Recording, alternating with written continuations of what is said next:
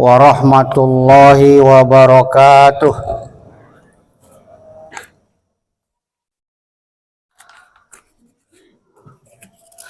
Alhamdulillahilladzi amarona bittaqwa wa nahana anittiba'il hawa. Asyhadu an la ilaha illallah ni'mal wakil wa ni'mal maula. Wa asyhadu anna Muhammadan abduhu wa rasuluh.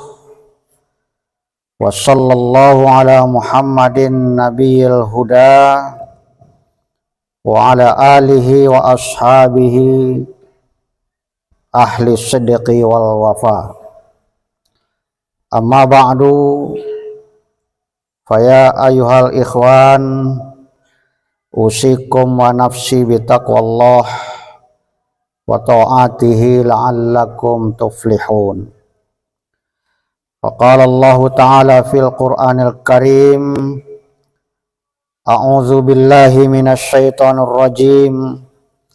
Bismillahirrahmanirrahim. Walillahi 'alan nasi hijjul baiti man istata'a ilaihi sabila. Wa man kafara fa innallaha ghaniyyun 'anil 'alamin. Wa qala aidan, inna a'tainakal kautsar fasholli li rabbika wanhar inna syani'aka huwal abtar. Shadaqallahul azim. Allahu akbar, Allahu akbar, walillahil hamd. Ma'asyiral muslimin wa zumratal mu'minin rahimakumullah. Kita pada saat ini patut bersyukur kepada Allah Rabbul Alamin yang dengan kasih sayangnya berkenan menjaga keimanan dan keislaman kita sehingga kita tetap terpilih sebagai pemeluk Islam dan dapat menjalankan ibadah salat Idul Adha 1446 Hijrah baru saja kita selesaikan. Tanpa penjagaan dari Allah Malikur Rahman, bukan mustahil sewaktu-waktu iman dan Islam kita ini berubah sehingga kita menjadi orang-orang munafik karena tidak konsisten dengan akidah dan syariah yang Allah perintahkan untuk kita laksanakan. Boleh jadi juga kita berubah jadi orang-orang musyrik karena kita bertuhan pada selain Allah, menyembah taghut dan memuja patung ataupun berhala. Dan mungkin saja kita berubah jadi orang-orang kafir karena kita mengingkari semua akidah dan syariah Islam. Yang jelas segala kemungkinan yang kita sebutkan itu tentulah bukan menjadi harapan orang-orang yang beriman. Salawat serta salam semoga senantiasa tercurah kepada junjungan alam baginda Nabi kita Muhammad sallallahu alaihi wasallam beserta keluarga, sahabat dan seluruh umatnya hingga akhir zaman. Wa man tabi'ahum bi ihsanin ila yaumiddin. Allahu akbar, Allahu akbar, walillahil hamd. Setiap kali umat Islam merayakan Idul Adha, kita merasakan kegembiraan yang lahir dari pantulan cahaya tauhid, cahaya iman dan ketaatan kepada Allah Subhanahu wa taala. Pada hari ini sebahagian kaum muslimin mewujudkan keimanan mereka dengan menunaikan rukun Islam yang kelima, ibadah haji ke Baitullah, dan melaksanakan sholat Idul Adha termasuk kita yang ada di tempat ini. Kemudian dilanjutkan dengan penyembelihan hewan korban untuk melestarikan sunnah Nabi Ibrahim alaihissalam. Ibadah haji dan kurban merupakan ibadah yang berasal dari napak tilas perjalanan keluarga Nabi Ibrahim alaihissalam, kemudian diabadikan oleh Allah menjadi sebuah syariah di dalam ajaran Islam. Seperti diperintahkan di dalam Al-Quran, ibadah haji ini merupakan karunia ilahi, tetapi tidak semua orang bisa meraihnya karena berbagai alasan. Berapa banyak orang yang memiliki kecukupan harta, sehat fisiknya, sehat rohaninya, namun dia tidak berniat sungguh-sungguh untuk berangkat ke Baitullah, sehingga dia tidak dapat menyambut panggilan Allah itu.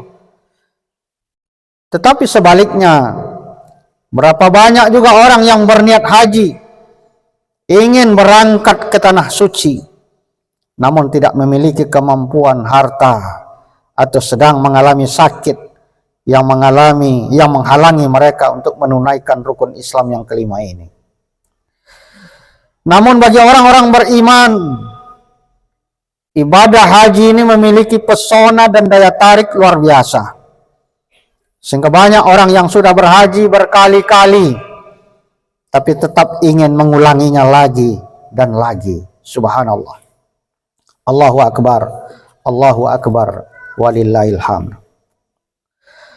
Idul Adha adalah momentum untuk mengingatkan kembali keteladanan agung Nabi Ibrahim dan Nabi Ismail alaihissalam. Kita baca di dalam sejarah itu bagaimana Nabi Ibrahim alaihissalam itu sudah lama tidak memperoleh zuriyah, keturunan. Sudah lama beliau bermohon, berdoa kepada Allah Subhanahu wa taala sampai mencapai usia 90 tahun belum dikaruniai seorang anak pun. Tetapi sebagai seorang yang beriman, beliau tetap optimis dan dia yakin bahwa doanya itu pasti dijawab oleh Allah Subhanahu wa taala. Satu keyakinan yang luar biasa. Sidang jamaah salat Id rahimakumullah. Kemudian di dalam catatan sejarah itu kita baca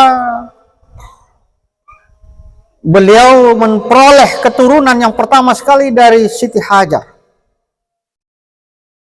istri keduanya, yang diberi nama Ismail alaihissalam. Namun Allah Subhanahu wa taala memerintahkan kepada beliau untuk meninggalkan kota kelahirannya Palestina, untuk ditinggalkan dan berangkat menuju daerah yang tidak ada tujuannya sama sekali. Kemana kendaraannya, untanya berhenti di situlah.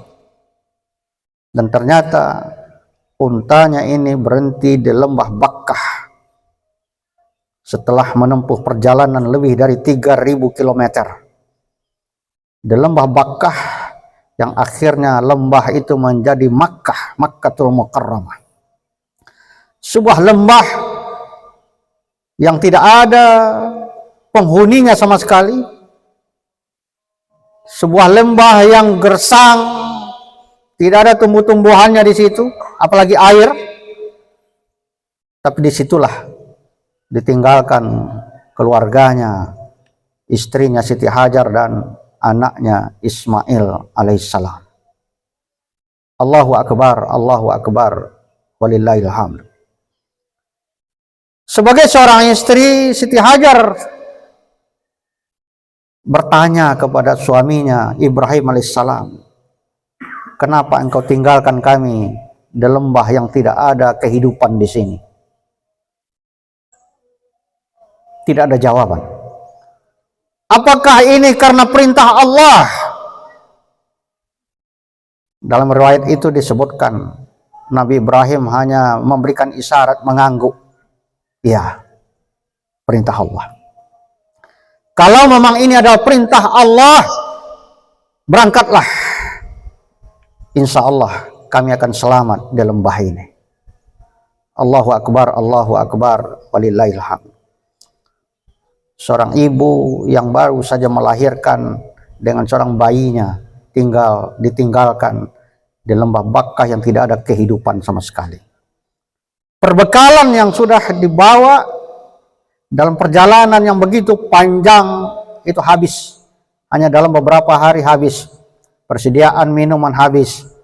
Akhirnya seorang ibu berusaha untuk secara maksimal bisa memperoleh air di lembah itu.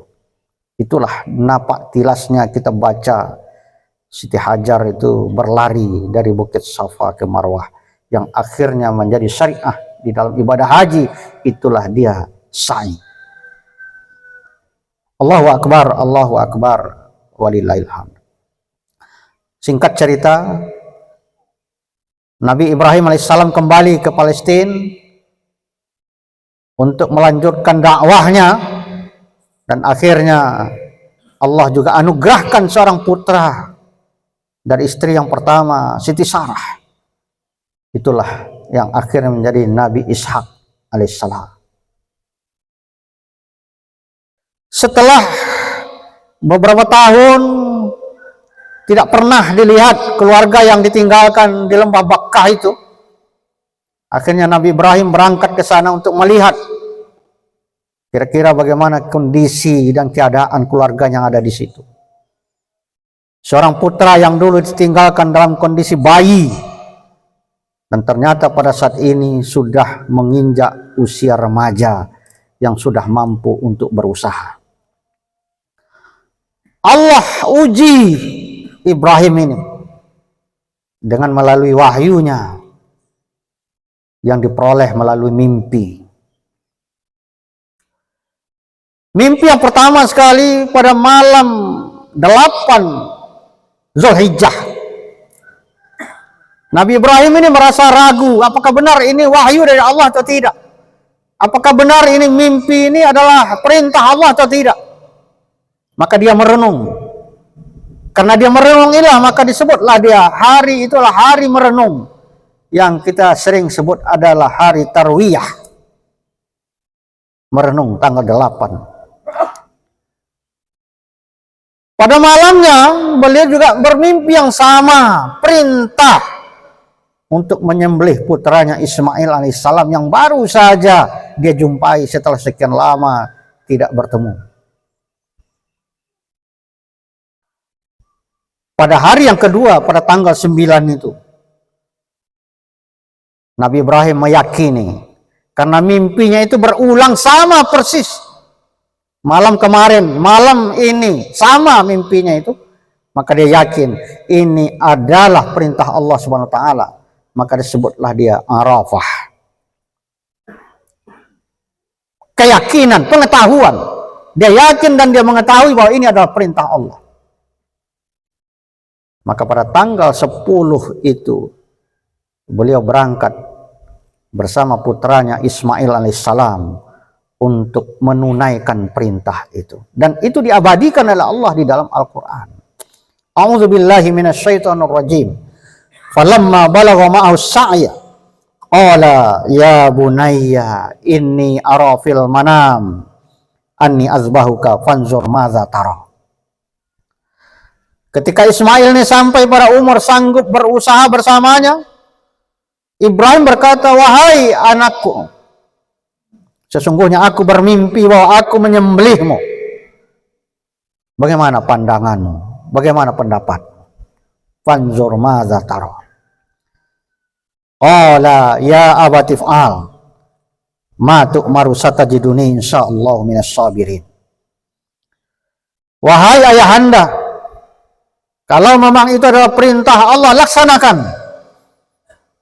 Insya Allah engkau akan mendapatiku termasuk orang-orang yang sabar. Allahu Akbar, walillahil hamd. Buya Hamka di dalam tafsirnya Al-Azhar, beliau menjelaskan bahwa mimpi yang dialami para nabi ini adalah wahyu dari Allah Subhanahu Wa Taala. Maka mimpi itu harus dilaksanakan sebagaimana perintah-perintah yang lainnya. Namun demikian, di dalam sejarah itu kita baca, ketika Nabi Ibrahim hendak melaksanakan wahyu itu, dia berdialog dengan putranya Ismail, laksanakan atau tidak. Ini menunjukkan keagungan ajaran agama. Perintah itu harus dilaksanakan, tapi tidak dengan paksaan, melainkan lahir dari kesadaran. Maka Ibrahim tidak langsung melaksanakan perintah, dia dialogkan. Dia diskusikan dengan putranya Ismail alaihissalam. Karena dia ingin perintah itu dilaksanakan tidak karena paksaan, tetapi karena kesadaran keimanan kepada Allah Subhanahu wa taala.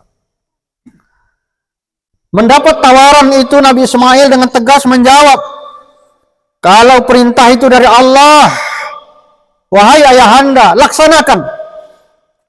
Niscaya engkau akan dapati aku sebagai orang-orang yang sabar. Hal ini menunjukkan keagungan akhlak seorang putra yang bernama Ismail alaihissalam. Dia tidak menolak, dia tidak protes.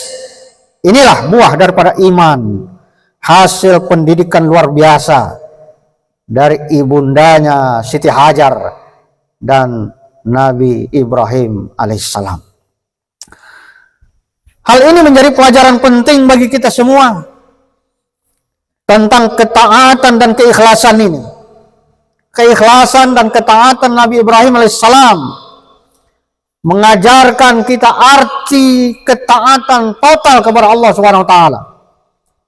Bahkan dalam drama kehidupan ini, beliau mengorbankan sesuatu yang paling dicintai, yang sudah lama didambakan, yang sudah lama dimohonkan kepada Allah, namun Allah perintahkan untuk dikorbankan. Sedangkan Nabi Ismail alaihissalam mengajarkan kepada kita tentang keikhlasan dalam menerima takdir Allah tanpa ragu dan tanpa protes. Dapat kita bayangkan, seandainya perintah itu datang kepada kita pada hari ini, Allah perintahkan untuk mengorbankan putra kita, barangkali kita berpikir panjang untuk bisa melaksanakan hal itu. Apalagi seorang anak, ketika diberitahu perintah ini kepadanya, barangkali mungkin bukan dia yang akan disembelih, justru barangkali terbalik, kita yang akan disembelih oleh anak kita. Allahu Akbar, walillahil hamd. Ketika Ibrahim telah membaringkan Ismail, siap menyembelihnya, Allah berfirman, wa qadainahu bizibhin azim. Allah sebutkan dalam ayat ini, kami tebus anak itu dengan seekor sembelihan yang besar. Engkau telah lulus wahai Ibrahim, engkau telah lulus wahai Ismail. Tidak akan kami biarkan darah Ismail itu menetes sedikit pun. Akan kami ganti dengan sembelihan yang besar. Allahu Akbar, walillahil hamd. Maka berdasarkan kisah Nabi Ibrahim dan Ismail ini, kita bisa tahu bahwa hakikat berkorban itu bukanlah pada penyembelihan hewan semata, tapi melainkan pada ketaatan, pada keikhlasan dan pengorbanan diri. Sebagaimana Allah berfirman, lan yanalallaha luhumuha wala dima'uha walakin yanaluhu taqwa minkum. Kadzalika sakhkharaha lakum litukabbirullaha ala ma hadakum wa basyiril muhsinin. Daging hewan kurban itu dan darahnya itu sekali-kali tidak akan sampai kepada Allah, tetapi yang sampai kepadanya adalah ketakwaan. Demikianlah dia menundukkannya untukmu agar kamu mengagungkan Allah atas petunjuk yang dia berikan kepadamu. Maka berilah kabar gembira kepada orang-orang yang muhsin. Allahu Akbar, walillahil hamd.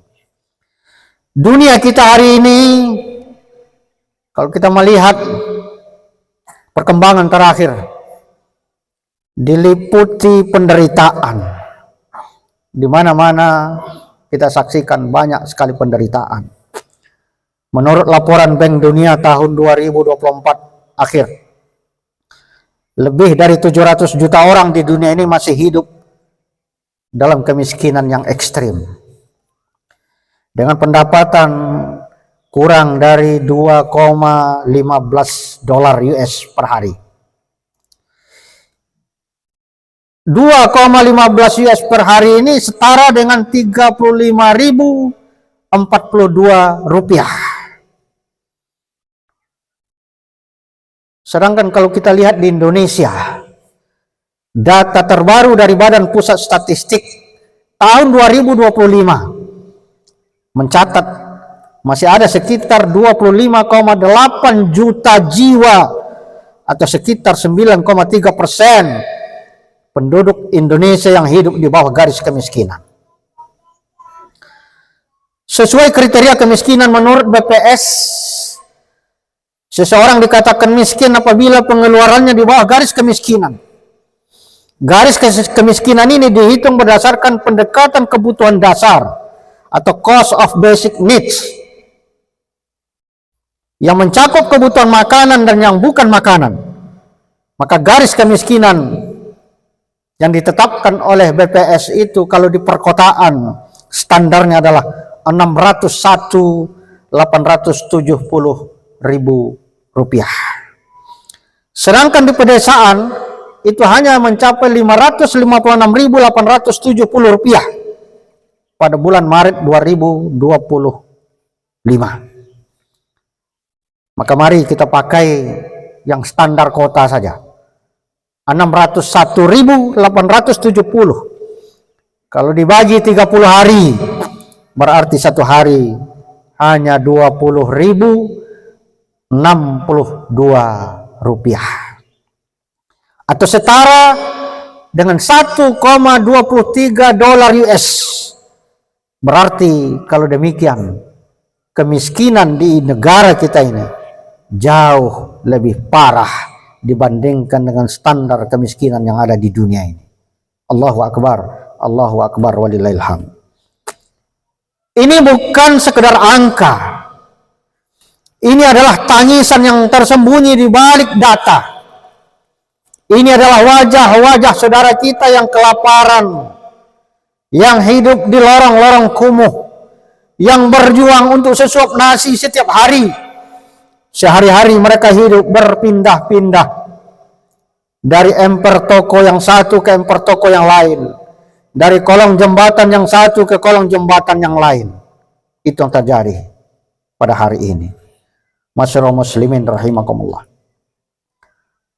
Maka untuk itu mari kita menghidupkan kembali semangat berkorban. Sangat banyak saudara kita yang membutuhkan uluran tangan kita. Berkorban bukan hanya menyembelih kambing atau sapi atau kerbau, tapi juga mengorbankan sebagian dari harta kita untuk membantu mereka yang butuh dan sangat membutuhkan. Mari kita mulai dari lingkungan terdekat kita. Membantu tetangga yang kekurangan. Karena Rasulullah menyebutkan dan mengecam seorang mukmin dalam kondisi kenyang sementara tetangganya dalam kondisi lapar. Bahkan di dalam hadis Rasulullah SAW menyebutkan, apabila engkau memasak satu masakan, banyakkan kuahnya. Jangan hanya wanginya saja yang sampai kepada jiran tetangga. Sunnah itu. Allahu Akbar walillahil hamd. Mengulurkan tangan kepada anak yatim. Anak yatim kita pada hari ini mungkin dari segi materi banyak yang sudah mampu. Karena di antara mereka ibu-ibu mereka adalah janda-janda kaya. Tetapi secara psikis, secara batin mereka itu menjerit, butuh uluran tangan dari kita, kasih sayang dari kita. Bagaimana Rasulullah SAW mempraktekkan mengambil dan merangkul seorang anak yatim dan mengatakan kepada anak yatim ini bahwa akulah Rasul sebagai bapakmu. Allahu Akbar, walillahil hamd. Dan menjadi pelita di tengah gelapnya kezaliman. Allah Subhanahu wa taala berfirman, "Lan tanalul birra hatta tunfiqu mimma tuhibbun wa ma tunfiqu min syai'in fa innallaha bihi alim."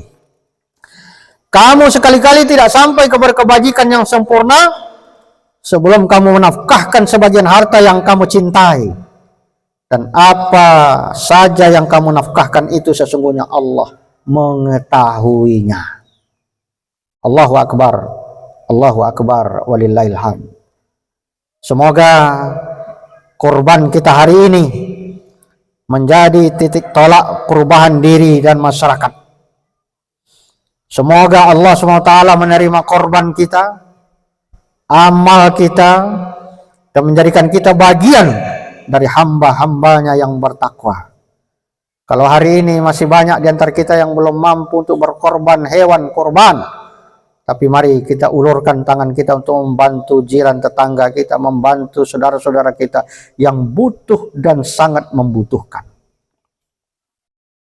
Dan terakhir, sebagai solidaritas sesama muslim, mari kita doakan saudara-saudara kita yang tengah menunaikan ibadah haji pada saat ini. Semoga mereka selamat semuanya, diberikan kesehatan oleh Allah SWT, selamat dan sehat nanti pulang sampai di tanah air ini, serta Allah berikan kepada mereka haji yang mabrur. Amin ya rabbal alamin. Dan mudah-mudahan kepada kita kaum muslimin dan muslimat yang belum diberikan kesempatan pada hari ini, mudah-mudahan Allah berikan kesempatan, Allah panggil kita untuk bisa ikut berangkat ke tanah suci menunaikan rukun Islam yang kelima ini. Amin ya rabbal alamin. Akhirnya, marilah kita berdoa kepada Allah SWT.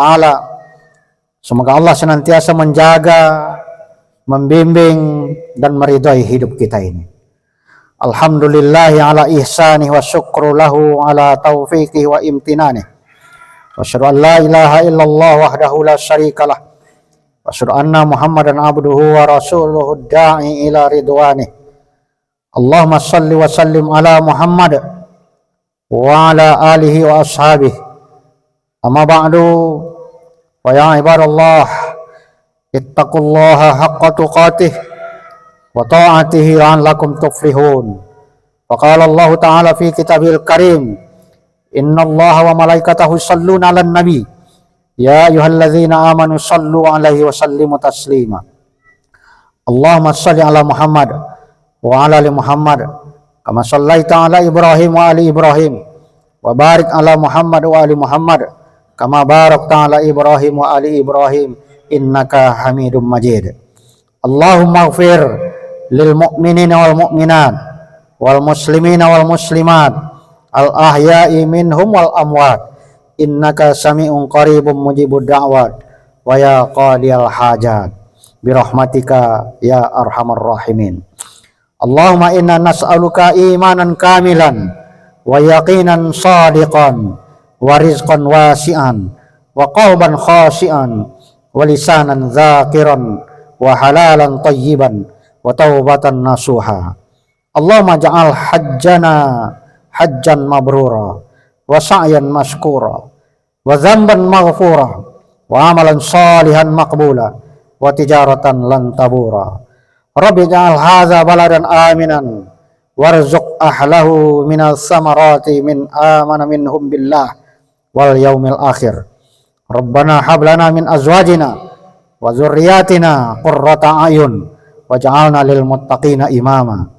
Rabbana zalamna anfusana wa illam taghfir lana wa tarhamna lanakunanna minal khasirin. Rabbana la tuzigh qulubana ba'da idh hadaitana wa hab lana min ladunka rahmah innaka antal wahhab. Rabbana atina fid dunya hasanah wa fil akhirati hasanah wa qina adzabannar. Subhana rabbika rabbil izzati amma yasifun wa salamun alal mursalin walhamdulillahi rabbil alamin.